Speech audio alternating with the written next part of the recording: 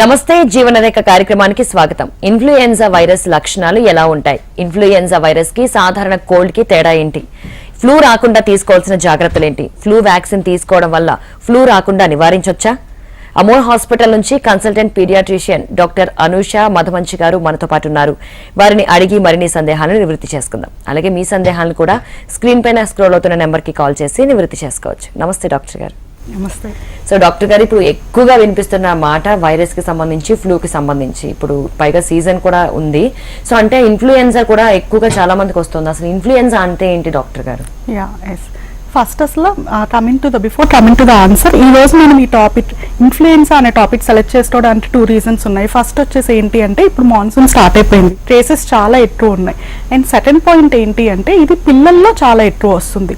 So I feel right now it is light మనం జనాలకి awareness create చేయడానికి this is the right topic. And coming to the answer, influenza అనేది ఏంటి అంటే ఒక వైరల్ ఇన్ఫెక్షన్.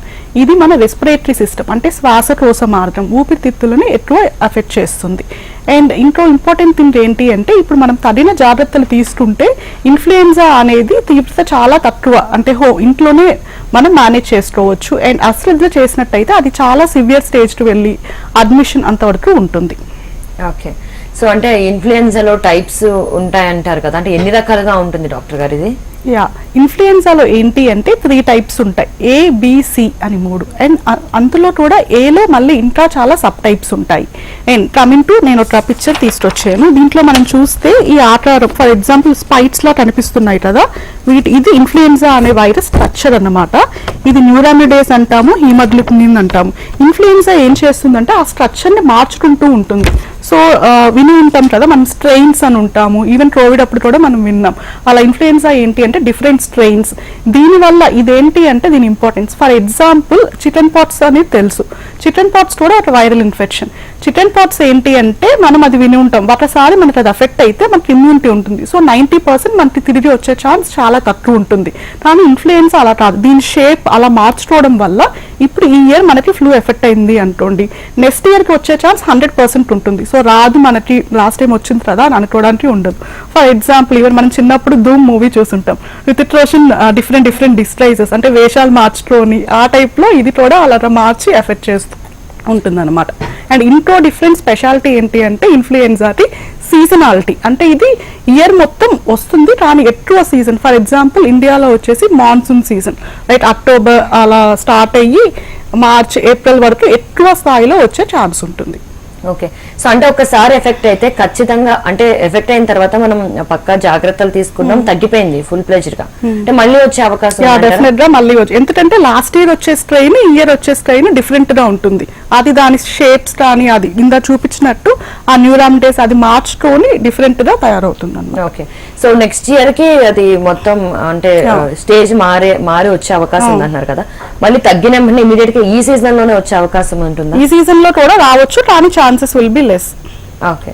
సో అంటే అసలు ఇన్ఫ్లుయెన్జా వైరస్ అనేది ఎందుకు వస్తుంది డాక్టర్ గారు? ఇన్ఫ్లుయెన్జా అనేది ఏంటి అంటే లైక్ వైరస్, ఈవెన్ కోవిడ్ అప్పుడు డ్రాప్లెట్ స్ప్రెడ్ అనేది మనం వినుంటాం. అంటే మనం తుమ్మినప్పుడు, దగ్గినప్పుడు చాలా మైన్యూట్ పార్టికల్స్ మనకి మన నోటి నుంచి రాని అలా బయటకు వస్తాయి. అవి స్ప్రెడ్ అయినప్పుడు, ఫర్ ఎగ్జాంపుల్ మనం ఇలా తుమ్ముతాం, అవి మన చేతుల మీద పడి ఇంకోటి షేక్ హ్యాండ్ ఇచ్చినప్పుడు, లేకపోతే వాటిని ఇంకోటి టచ్ చేసినప్పుడు స్ప్రెడ్ అవుతుంది. సో డ్రాప్లెట్ స్ప్రెడ్ అనేది మోడ్ ఆఫ్ కామన్ స్ప్రెడ్ అనమాట. సో దీన్ని ప్రివెంట్ చేయాలంటే మనం ఏం చేయాలి అంటే, దగ్గినప్పుడు ఇలా ఎల్బో అంటే ఈవెన్ చేతి కంటే ఇలా ఎల్బో పట్టుకొని దగ్గడం, ప్లస్ మాస్క్ వేసుకోవడం, ఫ్రీక్వెంట్ హ్యాండ్ వాషింగ్. అండ్ తర్వాత ఏంటి అంటే ఈ సిమ్టమ్స్ అన్ని ఉన్నప్పుడు, కొన్నిసార్లు ఏంటి అంటే ఇన్ఫ్లుయెన్జా అన్నిసార్లు సివియర్ గా ఉండదు, most of the times it will be mild, ఒక నార్మల్ జలుబు దగ్గు ఉంటుంది. సో బాగా ఉంది కదా అని వెళ్ళకుండా పిల్లల్ని ముఖ్యంగా అలాంటి సిమ్టమ్స్ ఉన్నప్పుడు ఐసోలేట్ చేయాలి. దానివల్ల ఏమవుతుందంటే పక్క పిల్లలకి స్ప్రెడ్ అవ్వకుండా ఉంటుంది. ఓకే. సో దీని లక్షణాలు ఎలా ఉంటాయి డాక్టర్ గారు? ఇన్ఫ్లుయెన్జా అనేది ఏంటి అంటే ఇది వచ్చినప్పుడు సిమ్టమ్స్ ముఖ్యంగా జ్వరం ఉండొచ్చు. జ్వరం ఏంటి అంటే ఫీవర్, మైల్డ్ నుంచి సివియర్ ఫీవర్, కొంతమందిలో అసలు ఫీవర్ కూడా లేకుండా ఉండవచ్చు. తర్వాత కాఫ్, దగ్గు, జలుబు, సోర్ థ్రోట్, గొంతులో గడగడలా ఉండడం, తర్వాత తలనొప్పి, బాడీ పెయిన్స్, చాలా అలసటగా ఉండడం, ఆకలి అస్సలు లేకుండా ఉండడం, కడుపు నొప్పి, వామిటింగ్, ఇలాంటి సిమ్టమ్స్ ఉంటాయి. ఇంకా కొంతమందిలో వచ్చేసి ఏంటి అంటే లూజ్ మోషన్స్ కూడా ఉండొచ్చు. ఓకే. సో అంటే కొన్ని లక్షణాలు అంటే లైక్ కరోనా వైరస్ కి కూడా ఇప్పుడు వస్తుంది, ఈ లక్షణాలు అంటే చాలా మంది నాకు కరోనా వైరస్ వచ్చిందేమో అని అనుకుంటూ ఉంటారు. అంటే ఎలా డయాగ్నోస్ చేస్తారు డాక్టర్ గారు అసలు ఫస్ట్ మనకి ఇది వచ్చిందని? ఇన్ఫ్లుయెన్జా అనేది అంటే ఏంటి అంటే ఇప్పుడు మనం దగ్గు జలుబు వచ్చిన వెంటనే డయాగ్నోసిస్ అనేది అవసరం ఉండదన్నమాట. దాని తీవ్రత బట్టి ఇప్పుడు దాంట్లో స్టేజెస్ ఉంటాయి. ఆ తీవ్రత బట్టి అవసరం అయితే పీడియాట్రిషియన్ డయాగ్నోస్ చేస్తారు, లేకపోతే అవసరం లేదు. ఆ డయాగ్నోసిస్ అనేది ఏంటి అంటే ఆర్టీపీసీఆర్, కల్చర్, యాంటీబాడీస్. ఈ ఆర్టీపీసీఆర్ అనేది ఏంటి అంటే కోవిడ్ అప్పుడు మనకు బాగా ప్రాచుర్యంలో వచ్చింది. ఇదేంటి అంటే బ్లడ్ టెస్ట్ లాగా కాదు అన్నమాట. ముక్కులో నుంచి తర్వాత అలా స్వాబ్, మీరు అందరూ చూసి ఉంటారు స్వాబ్, అది తీసి పంపించాలి. ప్లస్ ఈ టెస్టింగ్ ఏంటి అంటే ఇప్పుడు అలా స్వాబ్ పంపించేటప్పుడు జనరల్ గా మనము దీనికి మందులు ఉంటాయి యాంటీవైరల్ అనేది, ఇవి కూడా డాక్టర్ ప్రిస్క్రైబ్ చేస్తేనే వాడాలి. అట్ ద సేమ్ టైం ఈ టెస్ట్ పంపిస్తున్నప్పుడు ఆ మెడిసిన్స్ వాడడానికి ముందు పంపిస్తే రిజల్ట్ అనేది మనకి మంచిగా వస్తుంది. అండ్ తర్వాత పంపించేటప్పుడు కూడా మనం సేఫ్ గా అది 4 degrees సెంటిగ్రేడ్ టెంపరేచర్ లో పెట్టి పంపించాల్సి ఉంటుంది.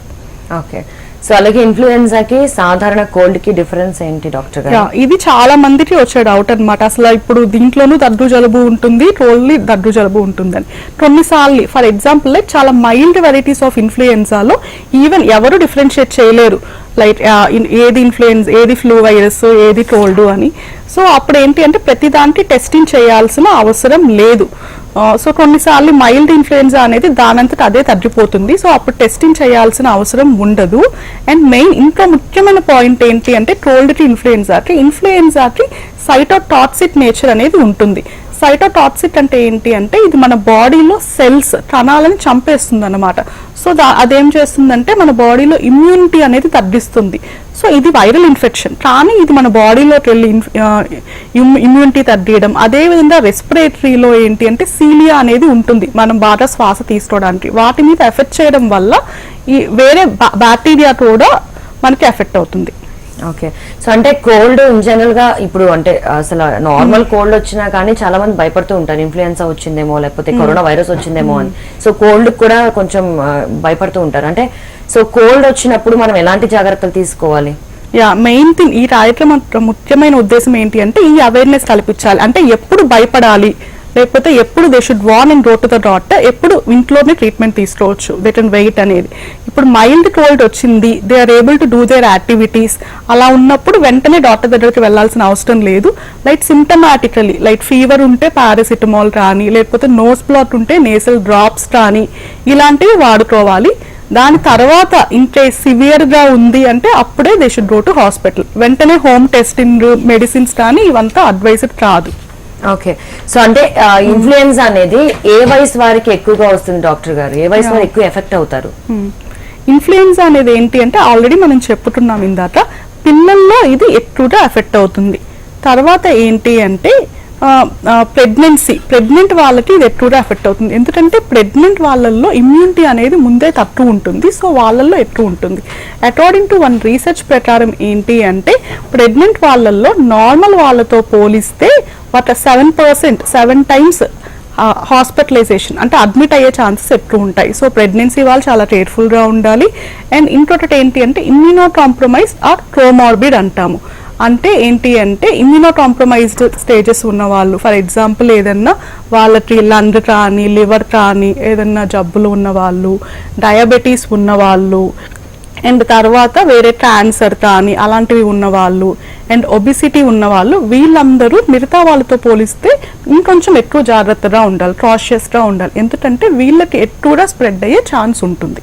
ఓకే, సో మీకు కూడా ఇన్ఫ్లుయెన్జాకి సంబంధించి ఏమైనా డౌట్స్ ఉన్నా లేకపోతే వైరస్ కి సంబంధించి, ఇప్పుడు సీజన్ కాబట్టి సీజనల్ వ్యాధులు కూడా ఎక్కువగా మనకి వస్తూ ఉంటాయి కాబట్టి పిల్లల్లో ముఖ్యంగా, సో మీకు ఏమైనా డౌట్స్ ఉన్నా వీటికి సంబంధించి స్క్రీన్ పైన కనిపిస్తున్న నెంబర్కి కాల్ చేసి నివృత్తి చేసుకోవచ్చు. సో అలాగే డాక్టర్ గారు ఈ ఇన్ఫ్లుయెన్జాకి సంబంధించి ట్రీట్మెంట్స్ ఏ విధంగా ఉంటాయి క్లియర్గా ఎక్స్ప్లెయిన్ చేయండి. ఇప్పుడు మనం లైక్ సిమ్టమ్స్ అవన్నీ చూసాము. ట్రీట్మెంట్ విధానానికి వచ్చేసరికి ఏంటి అంటే WHO వరల్డ్ హెల్త్ ఆర్గనైజేషన్ ఏంటి అంటే ఈ ట్రీట్మెంట్ ని అండ్ టైప్స్ ఆఫ్ ఇన్ఫ్లుయెన్జా అని 3 types గా డివైడ్ చేశారు, A, B and C. ఏ ఏంటి అంటే మైల్డ్, B వచ్చేసి మోడరేట్ అండ్ C వచ్చేసి సివియర్. ఇప్పుడు ఏలో ఏంటి అంటే మైల్డ్, మనం ఇందాక చెప్పుకున్న లైక్ లక్షణాలు, జ్వరం రావడము, లేకపోతే లైక్ గొంతులో దడదల్లా ఉండడము, దగ్గు, తర్వాత జలుబు, అండ్ తర్వాత తలనొప్పి, ఒళ్ళు నొప్పులు ఇవన్నీ ఉంటాయి. సో ఇవన్నీ ఉన్నప్పుడు ఏంటి అంటే వెంటనే కంగారు పడాల్సిన అవసరం లేదు. ఫస్ట్ మనం లైక్ సపోర్టివ్ ట్రీట్మెంట్ అంటే ఫీవర్ ఉన్నప్పుడు పారాసిటమాల్ వేసుకోవడము, తర్వాత లైక్ ఫ్లూయిడ్స్ ఎక్కువ మనల్ని హైడ్రేట్ చేసుకోవడము ఇలాంటివి చేయాల్సి ఉంటుంది.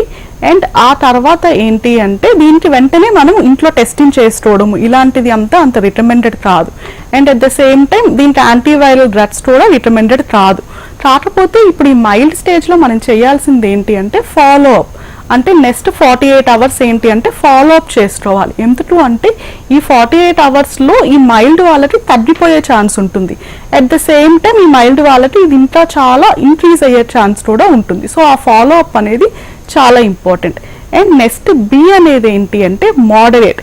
ఈ బి వాళ్ళకి ఏంటి అంటే ఇది ఇంకొంచెం ఫీవర్ అనేది తీవ్ర స్థాయిలో ఉంటుంది. ఆ సోర్ థ్రోట్ అనేది ఇంకొంచెం ఎక్కువ ఉంటుంది. లేకపోతే ఆల్రెడీ మైల్డ్ ఇందాక చెప్పుకున్నాం కదా, ఆ లక్షణాలతో పాటు ఆ లక్షణాలు ఇమ్యూనో కాంప్రమైజ్ కానీ కోమార్బిడ్ లేకపోతే ఆల్రెడీ చిన్నపిల్లలు, ప్రెగ్నెన్సీ వాళ్ళల్లో ఆ లక్షణాలు ఉన్నప్పుడు ఇంకొంచెం మనం కేర్ఫుల్గా ఉండాలి.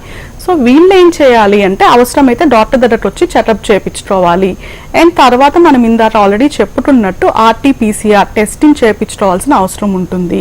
అండ్ తర్వాత ట్రీట్మెంట్ తీసుకోవాల్సిన అవసరం ఉంటుంది. అండ్ ఇప్పుడు కమింగ్ టు టాపిక్ ట్రీట్మెంట్ వచ్చింది కాబట్టి మనం ఈ ఇన్ఫ్లుయెన్జా ఏంటి అంటే ఏ రకమైన డ్రగ్స్ ఉన్నాయంటే ఒసెల్టామవిర్ అని ఒక ఉంటుంది, ఫ్లూవిర్ అని సిరప్ ఉంటుంది. కానీ ఈ సిరప్ని ఏంటి అంటే ఓన్లీ పీడియాట్రిషియన్ ప్రిస్క్రిప్షన్ చేస్తేనే తీసుకోవాలి. మామూలు ఇప్పుడు పారాసిటమాల్ అనేది ఓవర్ ది కౌంటర్ డ్రగ్, జ్వరం వస్తే ఎవరైనా తీసుకోవచ్చు. కానీ this is not over the counter drug, only because depending on age బట్టి డోసెస్ చాలా డిఫరెంట్గా ఉంటాయి. సో అండ్ సైడ్ ఎఫెక్ట్స్ కూడా ఉంటాయి. సో పీడియాట్రిషియన్ ఇస్తేనే తీసుకోవాల్సి ఉంటుంది. అండ్ తర్వాత ఆల్రెడీ మనం ఇందాక ఒకటి చెప్పుకున్నాం, ఇన్ఫ్లుయెన్జా అనేది ఏంటి అంటే సైటోటాక్సిక్ అంటే ఏంటి మన బాడీలో ఉన్న సెల్స్ని చంపేస్తుంది. సో దానివల్ల ఏమవుతుంది అంటే లైక్ వేరేది ఇమ్యూనిటీ అనేది తగ్గిపోయి వేరే జబ్బులు కూడా రావచ్చు అన్నమాట. సో దానివల్ల ఏమవుతుంది అంటే మనం అవసరమైతే even though it is viral infection antibiotics వాడాల్సిన అవసరం ఉంటుంది. So this is coming to be moderate. Severe okay, అంటే సివియర్ గురించి ఒక్కసారి డాక్టర్ గారు మాట్లాడుకునే ముందు ఒక కాలర్ అయితే ఉన్నారు, రాజేశ్వరరావు గారు వరంగల్ నుంచి, ఒక్కసారి మాట్లాడారు. నమస్తే అండి రాజేశ్వర్ గారు. నమస్తే అండి. డాక్టర్ గారు ఉన్నారు, మీ ప్రాబ్లం ఏంటో చెప్పండి. మేడం ఇప్పుడు అండి. హలో చెప్పండి, మాట్లాడండి. హలో మాట్లాడండి సార్, వినిపిస్తుంది. అండి నాకు సాయంత్రం నుంచి జలుబు దగ్గు బాగా వస్తుందండి, కెమెరా కూడా బాగా వస్తుంది, ఈ ముక్కు కూడా అసలు ముందు రావడం చేస్తాను. వయసు ఎంత అండి? 68 అండి. ఎంత? 68 అండి. 68. ఓకే. లైక్ ఫీవర్ కి పారాసిటమాల్ తీసుకుంటున్నారా? ఫీవర్ ఏం లేదు. ఓకే, ఓన్లీ దగ్గు జలుబు ఉందా? దగ్గు జలుబు బాగుంటుంది, అంటే తల వస్తుంది, దగ్గు జలుబు బాగుందండి.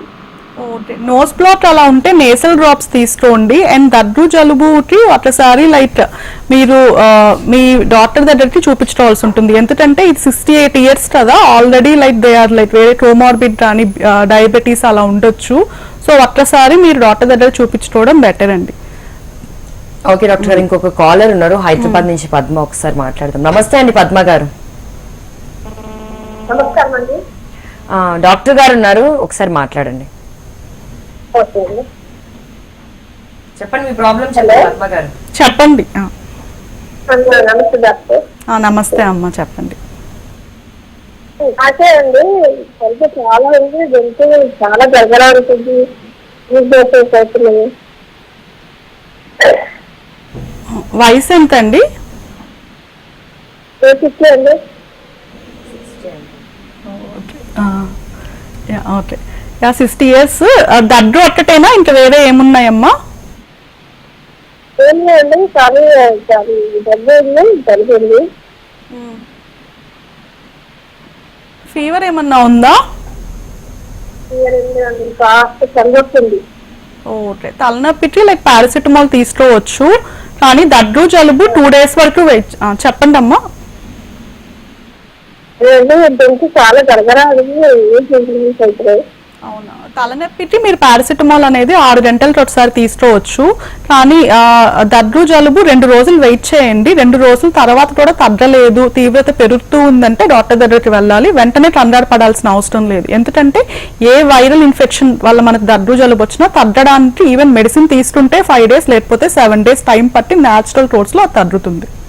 ఓకే, సో అలాగే డాక్టర్ గారు ఇందాక ట్రీట్మెంట్స్ గురించి మాట్లాడుకుంటున్నప్పుడు సివియర్ గా ఉంటే ఎలాంటి ట్రీట్మెంట్ అందిస్తారు అనేది చెప్పండి. ఇప్పుడు సి అనేది ఏంటి అంటే సివియర్. ఈ సివియర్ స్టేజ్ లో ఏమవుతుంది అంటే లైక్ చాలా డ్రౌజీగా ఉండడము, లెథార్జిక్ గా ఉండడము, అండ్ తర్వాత ఫిట్స్ కూడా ఉండొచ్చు కొంతమందికి, అండ్ తర్వాత ఫాస్ట్ బ్రీతింగ్ అంటే బ్రీతింగ్ డిఫికల్టీ ఉండడం, ఇది చాలా మేజర్ థింగ్ అనమాట ఇన్ఫ్లుయెన్జాలో. అండ్ తర్వాత main thing loss of appetite, food ఏమి తీసుకోకపోవడం, నీరసంగా ఉండడము. వీళ్ళకి ఏంటి అంటే డెఫినెట్ గా అడ్మిషన్ అవసరం పడుతుంది. సో అడ్మిషన్ అవసరం పడుతుంది, at the same time testing చేయాల్సి ఉంటుంది, మెడికేషన్స్ అవసరం పడతాయి, రైట్, యాంటీవైరల్, యాంటీబయాటిక్. ఆ తర్వాత కొంతమందిలో ఏంటి అంటే ఇంకా సివియర్ గా వెళ్ళి వెంటిలేటర్ వరకు కూడా వెళ్తారు. ఓకే, సో అంటే ఇది ప్రాణాంతకం అయ్యే అవకాశం ఉందంటే? అవును, అదే యాక్చువల్ గా మెయిన్ థింగ్ ఈ రోజు మన టాపిక్ ఆఫ్ డిస్కషన్ ఏంటి అంటే ఇన్ఫ్లుయెన్జా అనేది ఏంటి అంటే 90% వరకు ఇది మైల్డే ఉంటుంది. సో మనం తగిన జాగ్రత్త తీసుకుంటే తగ్గిపోతుంది. లేదు అశ్రద్ధ చేసినట్టయితే సో ఇది సివియర్ అవుతుంది. So 2 points. ఫస్ట్ ఏంటి అంటే కొంతమంది ఊరికే యాన్షియస్ అయిపోతూ ఉంటారు. సో అలానే యాన్షియస్ అవ్వాల్సిన అవసరం లేదు. ప్లస్ ఎక్కడ మనం వార్నింగ్ సైన్స్ అనేది గమనించుకుంటూ ఎప్పుడు డాక్టర్ దగ్గరికి వెళ్ళాలి అనేది నోట్ చేసుకోవాలి. సో ఓకే డాక్టర్ గారు, ఒక కాలర్ ఉన్నారు నెల్లూరు నుంచి మాట్లాడారు. నమస్తే అండి సతీష్ గారు. డాక్టర్ గారు ఉన్నారు, మీ ప్రాబ్లం ఏంటో చెప్పండి. 10 years బాబుకి కాల్పాలు 500 mg వాడచ్చు.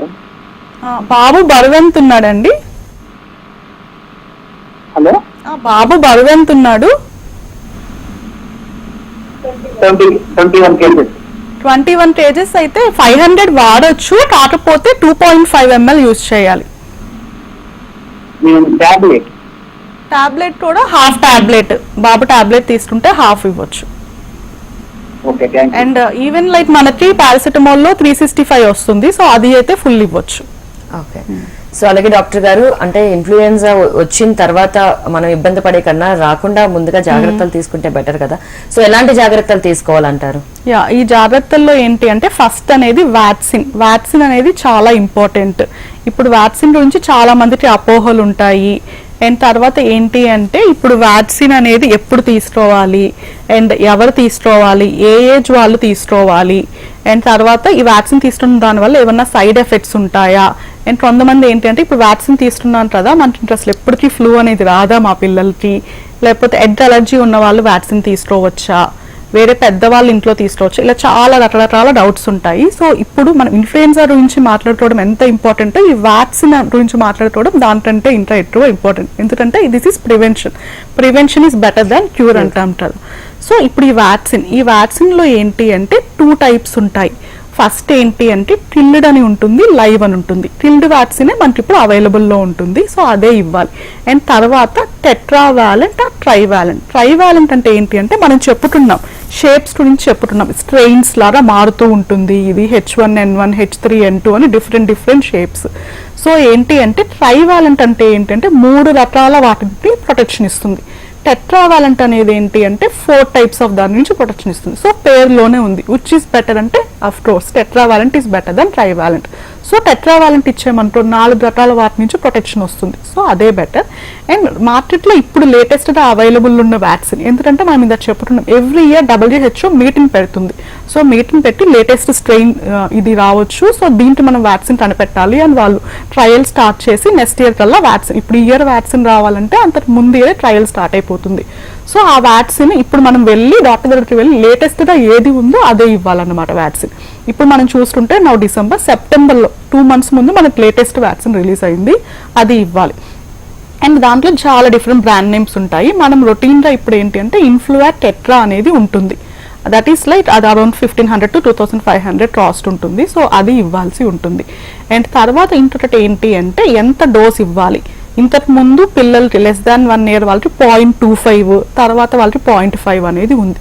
కానీ రీసెంట్ దాని ప్రకారం ఏంటి అంటే అందరికీ 0.5 సింగిల్ డోస్ 0.5 ml ఉంది. అండ్ తర్వాత ఇప్పుడు పేరెంట్స్ ఏంటి అంటే ఇది అసలు ఎప్పుడు ఇవ్వాలి అని చాలా డౌట్స్ వస్తాయి. ఫస్ట్ ఏంటి అంటే ఇది ఫస్ట్ బేబీకి 6 months అప్పుడు వ్యాక్సిన్ ఇవ్వాల్సి ఉంటుంది. సో 6 months అప్పుడు మనం వ్యాక్సిన్ ఇచ్చాము. 1 month తర్వాత బూస్టర్ డోస్ అనేది ఉంటుంది, అది ఇవ్వాలి. సో 6 months వచ్చేసి ఫస్ట్, తర్వాత 7 months బూస్టర్ డోస్, ఆ తర్వాత ఎవ్రీ ఇయర్ 5 years వరకు ఇవ్వాల్సి ఉంటుంది. అండ్ కొంతమంది ఏంటి అంటే ఇంకే 6 months వ్యాక్సిన్ ఇచ్చేసారు కానీ నెక్స్ట్ బూస్టర్ మిస్ అయిపోయింది. ఇప్పుడు కోవిడ్లో చాలా మంది పిల్లలకి మిస్ అయి ఉండొచ్చు, లేకపోతే సమ్ అన్నోన్ కాన్సిక్వెన్సెస్ వల్ల మిస్ అయిపోయి ఉండొచ్చు. అప్పుడు నెక్స్ట్ వాళ్ళు 2nd yearలో వచ్చారు డాక్టర్ దగ్గరికి, ఏం చేయాలి ఇప్పుడు మాకు ఫస్ట్ ఇయర్లో 2 ఇవ్వాలి కదా, ఒకటే ఇచ్చేమో అని అడుగుతారు కదా. అప్పుడు ఏం చేయాలంటే సో నెక్స్ట్ ఇప్పుడు 2nd yearలో 2 doses ఫినిష్ చేయాలి, ఆ తర్వాత ఇయర్ నుంచి సింగిల్ డోస్. సో వాళ్ళు మిస్ అయిపోతే మనది ఎప్పుడు ఫస్ట్ డాక్టర్ దగ్గర ఎప్పుడు విజిట్ అవుతారో ఆ ఇయర్లో ఆ 2 doses షెడ్యూల్ అనేది ఫినిష్ చేసి ఆ తర్వాత ఎవ్రీ ఇయర్ 1 dose ఇవ్వాలి. అండ్ ఇది ఎప్పుడు వరకు 5 years వరకు. సో 5 years తర్వాత పిల్లలకి ఇవ్వాలా లేదా అనేది ఏంటి అంటే ఇది ఇస్తే బెటర్. సో 5 years వరకు ఏంటి అంటే మ్యాండేటరీ అనమాట. ఆ తర్వాత ఇచ్చేది ఏంటి అంటే పేరెంట్స్ డిసైడ్ చేయొచ్చు. అండ్ అదే విధంగా మనం ఇందాక చెప్పుతున్నట్టు లైక్ ఇమ్యూనోకాంప్రమైజ్డ్ కానీ లేకపోతే అది అలా ఆల్రెడీ వాళ్ళకి జబ్బులు ఏదో లివర్ సంబంధించింది, లంగ్ సంబంధించింది, హార్ట్ సంబంధించింది ఇలాంటి, లేకపోతే ప్రీటర్మ్ బేబీస్ అంటే నెలల నిండక ముందు పుట్టిన వాళ్ళు, ఇలా ఎక్కువ అలా వాళ్ళకి ఎక్కువ ఛాన్స్ ఉంది కాబట్టి 5 years తర్వాత కూడా వాళ్ళకి ఇవ్వాల్సి ఉంటుంది. సో దిస్ ఈజ్ అబౌట్ ఎప్పుడు ఇవ్వాలి ఏంటి అని. తర్వాత చాలా మందికి వచ్చేది ఏంటి అంటే ఎగ్ అలర్జీ. కొంతమంది పిల్లలకి ఎగ్ అలర్జీ అనేది ఉంటుంది. ఎగ్ అలర్జీ ఇస్తే ఇదేమన్నా ప్లాన్ అంతటమా అప్ టిల్ లైట్ 2 years ముందు వరకు ఇదేంటి అంటే దీని మీద చాలా లైట్ కాంట్రవర్షియల్గా ఉండేది. కానీ రీసెంట్ ఎవిడెన్స్ ప్రకారం light CDC Center for Disease Control and American Academy of Pediatrics వీళ్ళు 2 కలిసి what they decided is egg allergy ఉన్న వాళ్ళకి నిస్సందేహంగా వ్యాక్సిన్ ఇవ్వచ్చు, ప్రాబ్లం ఏమీ లేదు. కాకపోతే వ్యాక్సిన్ ఇచ్చేటప్పుడు తీసుకోవాల్సిన జాగ్రత్త ఏంటి అంటే హాస్పిటల్ సెటప్లో ఇవ్వాలి. ఇన్ కేస్ ఏదన్నా రేర్గా వాళ్ళ రియాక్షన్ వస్తే వెంటనే they need to able to resuscitated అనమాట. ఈ జాగ్రత్త తీసుకుంటే ఎగ్ అలర్జీ వాళ్ళకి ఇవ్వచ్చు.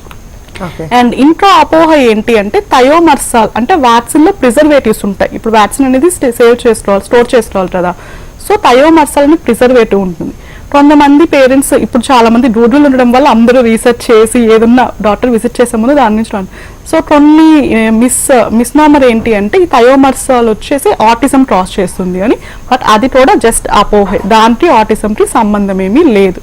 అండ్ నెక్స్ట్ తర్వాత ఇంకొకటి ఏంటి అంటే పేరెంట్స్ వ్యాక్సిన్ ఇచ్చేసాను కదా మరి ఎందుకు ఇప్పుడు ఫ్లూ వచ్చింది మా పిల్లలకి అని అడుగుతారు. ఎప్పుడన్నా సరే వ్యాక్సిన్ అనేది ఏంటి అంటే నథింగ్ ఇస్ 100% రాకుండా చెయ్యదు. మరి ఎందుకు ఇవాళ వ్యాక్సిన్ మేము ఇంత ఖర్చు పెట్టి ఎవ్రీ ఇయర్ అని వాళ్ళు క్వశ్చన్ చేయొచ్చు కదా. వ్యాక్సిన్ ఇవ్వడం వల్ల యూజ్ ఏంటి అంటే ఆ వచ్చే తీవ్రత, ఆ సివియారిటీ తగ్గుతుంది. ప్లస్ ఇంట్లో మెయిన్ అడ్వాంటేజ్ ఏంటి అంటే బేబీకి like hospitalization even 60% of rate of hospitalization తగ్గుతుంది అనమాట. సో సివియర్గా ఉంటుంది. దానివల్ల వాళ్ళ స్కూల్ ఆబ్సెంటీజము కానీ స్కూల్ పెర్ఫార్మెన్స్ అన్ని డిఫరెన్స్ ఉంటుంది. అండ్ నెక్స్ట్ ఇంపార్టెంట్ థింగ్ ఏంటి అంటే ఇది మేము కూడా తీసుకోవచ్చా, మా ఇంట్లో పెద్దవాళ్ళు తీసుకోవచ్చా అలా అని ఉంటే ఇన్ కేస్ అందరూ తీసుకోవచ్చు. ఇంట్లో పెద్దవాళ్ళు ఆల్రెడీ లైట్ ఎల్డర్లీ వాళ్ళకి వచ్చే ఛాన్స్ ఎక్కువ ఉంటుంది. సో 60 years పైపడిన వాళ్ళు తీసుకోవచ్చు. అండ్ కోవిడ్ అప్పుడు గవర్నమెంట్ వచ్చేసి ఏంటి అంటే అది WHO ఆ 60ని it has made 55. So 55 above ఉన్న ప్రతి ఒక్కళ్ళు కూడా they can take the vaccine. ఇంట్లో ఎస్పెషల్గా ప్రీటర్మ్ బేబీస్ కానీ అలా ఇస్తున్న వాళ్ళు ప్రతి ఒక్కళ్ళు వ్యాక్సిన్ తీసుకోవడం సేఫ్ అన్నమాట. ఓకే, సో అలాగే డాక్టర్ గారు అంటే ఇన్ఫ్లుయెన్జా వచ్చినప్పుడు ఎలాంటి డైట్ తీసుకుంటే మంచిది అంటారు, పిల్లలు కానీ లేకపోతే 50-60 అబౌవ్ ఉన్న వాళ్ళు కానీ? ఇన్ఫ్లుయెన్జా అంటే ఏంటంటే ఏ వైరల్ ఇన్ఫెక్షన్ అప్పుడన్నా సరే మన బాడీ ఇంతకు ముందు మామూలుగా ఏంటి అంటే ఇది కూడా ఒక అపోహల ఏంటంటే ఫీవర్ ఉన్నప్పుడు ఫుడ్ అసలు ఇచ్చేవాళ్ళు కాదు, సో డైజెషన్ అవ్వదేమో అలా అని. సో ఫీవర్ ఉన్నప్పుడు ఏంటి అంటే ఫుడ్ తీసుకోవాలి కానీ రైట్ ప్రపోర్షన్లో తీసుకోవాలి అన్నమాట. ఎక్కువ ఫ్లూయిడ్స్ తీసుకోవడము అండ్ మంచి డైట్, ఈజీగా డైజెస్ట్ అయ్యే ఫుడ్ తీసుకోవాలి. అండ్ నార్మల్గా కూడా బ్యాలెన్స్డ్ ఫుడ్ తీసుకోవడం. అండ్ తర్వాత అన్ని iron rich food, calcium rich food, fruits, vegetables అవన్నీ తీసుకోవాలి. At the same time exercise, ఇవన్నీ ఇమ్యూనిటీకి హెల్ప్ చేస్తాయి. అండ్ ఇంకొక మెయిన్ థింగ్ ఏంటి అంటే ఇన్ఫ్లుయెన్జా ప్రివెన్షన్కి వ్యాక్సిన్తో పాటు మనం కొన్ని జాగ్రత్తలు తీసుకోవాలి. అవి తీసుకోవడం వల్ల ఇవి ప్రివెంట్ చేసుకోవచ్చు. ఆల్రెడీ చెప్పినట్టు ఇందాక కాఫ్ అండ్ కోల్డ్ ఉన్నప్పుడు మాస్క్ వేసుకోవడం ఇది మ్యాండేటరీ.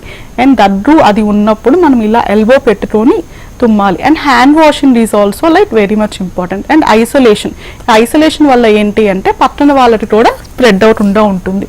అండ్ మెయిన్ ఇంపార్టెంట్ ఇంకో థింగ్ ఏంటంటే ప్రెగ్నెంట్ వాళ్ళు అసలు వ్యాక్సిన్ తీసుకోవచ్చా లేదా అని అది చాలా డౌట్ ఉంటుంది. సో ప్రెగ్నెంట్ వాళ్ళు కంపల్సరీ వ్యాక్సిన్ తీసుకోవచ్చు, దానివల్ల ఏం కాంట్రా ఇండికేషన్ లేదు, దీనివల్ల వాళ్ళకి ఏం సైడ్ ఎఫెక్ట్స్ కానీ ఏమి ఉండవు.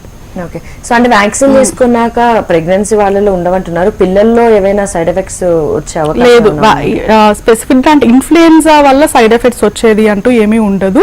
చాలా లైక్ నార్మల్, ఇప్పుడు ఏ వ్యాక్సిన్ తీసుకున్నా మనకి ఫీవర్ రావచ్చు, లేకపోతే అక్కడ కొంచెం వాపు రావచ్చు, అలాంటివి తప్పితే స్పెసిఫిక్ గా ఇన్ఫ్లుయెన్జం వల్ల ఇందాక నేను చెప్పినట్టు థయోమర్స్ ప్రిజర్వేటివ్ వల్ల ఆటిజం కానీ అవంతా అపోహలే కానీ దీనివల్ల ఏం సైడ్ ఎఫెక్ట్స్ అనేది ఏమి ఉండవు. ఓకే, సో అమోర్ హాస్పిటల్లో అంటే వ్యాక్సిన్ అందుబాటులో ఉందా? హాస్పిటల్ అందించే ట్రీట్మెంట్స్ గురించి ఫైనల్ గా చెప్పండి. యా, ఈవెన్ లైక్ ఇప్పుడు అమో హాస్పిటల్స్ లో లైక్ అన్ని రకాల వ్యాక్సిన్స్ అవైలబుల్ ఉంటాయి. And we have like multi specialty hospital, అన్ని విధాలైన ట్రీట్మెంట్ ఉంటుంది. అండ్ పీడియాట్రిక్స్ కూడా మీకు ఎవ్రీథింగ్ ఈజ్ అవైలబుల్, ఈవెన్ ఐసీయూతో సహా అన్ని అవైలబుల్లో ఉంటాయి. Right, so thank you doctor గారు, thank you so much and advance happy new year మీకు. యా, ఈవెన్ హెచ్ఎంటీవీ ప్రేక్షకులందరికీ కూడా అమోర్ హాస్పిటల్ తరఫు నుంచి advance happy new year. Thank you so much doctor గారు. Thank you. సో ఇది ఇవాళ జీవనరేఖ కార్యక్రమం. నమస్తే.